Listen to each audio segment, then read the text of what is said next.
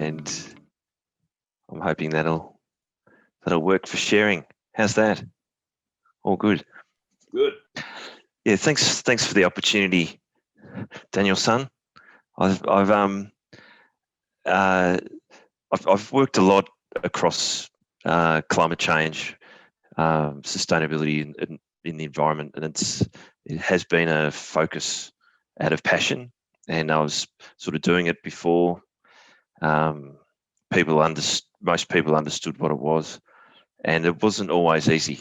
And it's sort of how do you make an impact? And early on, I was a passionate, active student pushing sustainability, environmental agenda. I was elected as an environment officer at one of the universities, and then went on to sort of help all the universities in Australia push setting up environment centres and really trying to push this agenda. But I hit the wall, if you like, trying to make impact and not really knowing how best to do it. And so over a period of time, there's some lessons learned along the way. And I thought, well, I'll just do a few slides that sort of draw out some experiences and just some tools in the toolbox for you to try and make an impact. The image that we've got there was just being able to engage and lead a UN process that engaged with urban areas and cities, towns, but to combine it with private sector and eventually combine it with the finance sector. That'll be a call. It's my mum. No, it's not. I'll just part of it was going into a whole range of areas, which I'll just move to the next slide. That work? Going into a whole lot of areas that I wasn't comfortable with, and I raised the SDGs in taking all these complex range of goals and picking areas where you're less comfortable and combining that with the area you are comfortable. And quite often there's a range of solutions between. And I did a lot of early studies in change management because I knew I needed to create change. And so it sort of helped sharpen my approach over time and understanding how to create change. There's tactics to it, and there's a science to it. Putting a circle around the change that you want to make, and being clever about how you put that together. And my number one thing, I ended up running my own business before I'd finished uni, helping organisations to reduce their energy waste, water, greenhouse gas emissions by showing them how they could save money with it, generate money to employ someone to manage it, and have a surplus of money to start investing in things to make their buildings greener or to revegetate their properties or whatever. Have to find a way to make it meet the needs of the people that you're trying to change.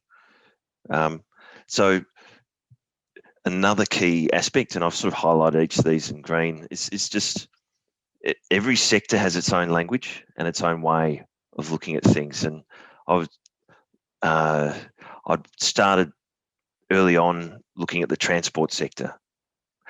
Then I started working to help change things in local government, then state government, and then national governments. Started working with the energy sector. And I would flag that, just a very brief story, I started at a large engineering company years ago and said, all right, we need to focus on climate change, and got the different parts of the business that looked at climate change. So the head of energy for the company, who used to be a CEO of an energy company, get him in the room and he crosses his arms and says, climate change has nothing to do with the power sector. And I'd go, oh, all right, fair enough. So increase in lightning events due to the warming of the globe. What does that do to your transmission distribution? Oh, that's 15% of our outages at the moment. That costs us, millions of dollars. Okay, what about increasing temperatures, which you tend to get broken by a large wind event? Oh, that causes another range of outages, a whole bunch. And by the end of it, he turned around and said, climate change has everything to do with the power sector. And it allowed us to then get taken by him to have a lunch with each of the other CEOs in his circle to have a discussion about the changes that are happening and what does it mean to the power sector exactly, and understanding their language and what was important, what was the benefits to them. And then next thing we know, we get more than half of the power companies together to go to the Australian regulator and say, hey, you really need to consider the changing climate, because all your infrastructure is designed for past climate, not the climate you're experiencing and will experience. And that's going to cost you millions and millions of dollars, but a lot of outages, loss of life, a whole range of impacts. What do we need to build that in? And so bit by bit, started doing that with all the different sectors. I'd work with the retail sector, with mining, with oil and gas, with island communities, a whole range of different players. And so, but by the end of that process, I'd end up working in places like San Francisco, being able to sort of show, well, this is a part of San Francisco Bay. Look at the dark blue bits. That's where the runways are. What are you going to do to plan and design so that you're not significantly impacted in the future? Now, if you're going to be impacted, you probably need to reduce emissions. This isn't a small impact. This is a massive impact. And so that process of persistently, but being very polite about it, indicating that there's an issue. And bit by bit, you grow more allies, and the decision makers become more and more confident with what you've got to say. And that allowed me to be brought into the White House to help advise Obama's team in the US on climate change impacts, but also how do you prioritize and justify investment in reducing those impacts. And for me, that was just I couldn't believe I was there, being an Australian. But to be able to help to make an impact was really important. I did a lot of work with then USAID across managing the knowledge, if you like, their knowledge bank for climate change across all of the countries they work with. But ended up working everywhere in different capacities to try and push these things. And but I learned a lot by working with islands. They taught me a lot. Having a water lens, freshwater water lens that sits under your island, and as the sea level rises and the saltwater intrusion goes up, and some of the islands I had to assess, they'd have to get desalination plants to access water, and they'd have to spend more than 40% of their income to actually get the diesel in and run the desal so they could have fresh water. The options get harder, and the cost of them, but it's the communities and the people that need to make the decisions. And in some of these instances, the community leadership comes into its own and helps to steer where that can go. And it takes time. It's not a one-year discussion. This is a decades-long discussion, and it needs to be treated as such, because you're dealing with what people care about most. And so getting better about doing these things, but persistence, and above all, you've got to be a good person. People can sense when you're not, and you just don't progress with what you need to do. This last slide is that getting a license to do great things or greater things is actually made up of hundreds and thousands of little successes. Um, you really got to keep building, and things just grow. But it's got to the point where I was able to then work with the UN. I started working with them from a private sector perspective, donating time and effort around the Sendai framework, around disaster risk reduction, representing private sector globally. But there's about 90 global corporates that we all put in a lot of time and effort to stand by government to push for climate change, disaster risk reduction mechanisms, but to bring the investment community and others along. And then that led to being able to lead a UN initiative around cities and partnerships. But it meant that I got into more of the inner circle of the UN and the Secretary General's office around pushing the localizing of the Sustainable Development Goals. And partnerships are critical. And I've seen that in a number of the information with this group, which is great. Partnerships are critical. And I'm particularly proud of that photo with the governor for Hawaii. But Kate Brown, who's the head for the island partnerships, the sort of global island partnerships, is an absolute legend, and it's a pleasure to work with, really helping to push island nation representation into UN and broader global initiatives. She's amazing. And I've got the website there because I encourage you to connect. But the other person next to me there, Celeste, she drives the green growth initiative for Hawaii. But before that, I used to work with her in the White House because she led sustainability for Obama.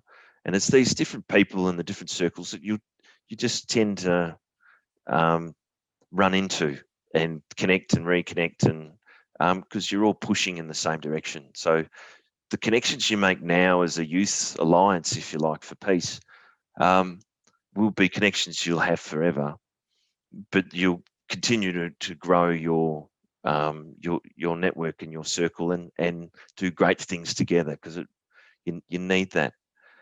And the last thing I'd flag is that I never thought I'd be part of writing a book around investment and finance that would be launched with the finance community globally to sort of really push, I suppose, my values around sustainability and tackling climate change. But somehow you end up getting to those places, and you just keep pushing, and you keep growing, and you keep doing, and you never know what you can actually achieve. So power to you. Use your passion. Be clever how you use it. Be clever about how you create change and impact, because we need you. We need you to make the impact. But it's not about you. If change doesn't happen, don't wear it on your shoulders. Everyone has to own their own change, but you can design things that makes it easier for the change to occur and for people to take it on. So best of luck. Happy to share more stories. I've got lots of things I'd like to say. And that's, if I talked enough, or I got time for one more story. Yeah, give another story. All right. I was working with Indigenous communities in Northern Australia, in Arnhem Land and Tiwi Island and places like that. And we were looking at climate risks to those communities, and helping to work with the councils and the leaders of the community to pioneer a path. And there was this Aboriginal elder off to the side who wasn't really joining in the discussion, but just listening a little bit. And so I went over when there was a break and said, "Hi, what's going on?" And he said, "What's this word, climate change?" He says, "I'm not quite sure what it means." I said, "Oh, what do you think it means?" And he said, "Is climate change a contagious disease?" And I had to sort of stop and not smile too much and just say, "Do you want to unpack that? Like, um, what do you mean?" And he turned around and said, "Well, the, it's like the land's got really hot and it's got a fever, and the animals are all acting funny. Our goannas have died off. We can't fish where we used to because the salt water's come up the river, and our old people are dying in groups." He says it's like the land's sick and we're sick with it. And I'm sure we've caught it from Darwin, which is the local, you know, highly urban, developed area where he's in pristine forest that hasn't had any major development, and it being impacted. Um, and it's probably the best explanation I've ever heard of climate change, because it's not being created where he lives. It's being passed through the atmosphere and it's being created somewhere else, but it's making the land sick. And it's about listening to people and also listening to the land and the ocean and working out how you um, interpret, respond, and translate that, and what does need to change, and why is it good, and why is it valuable, and then, being courageous and just stand up for it. But there you go. It's been great to have a chance to speak to you all, and I really love what you're all doing.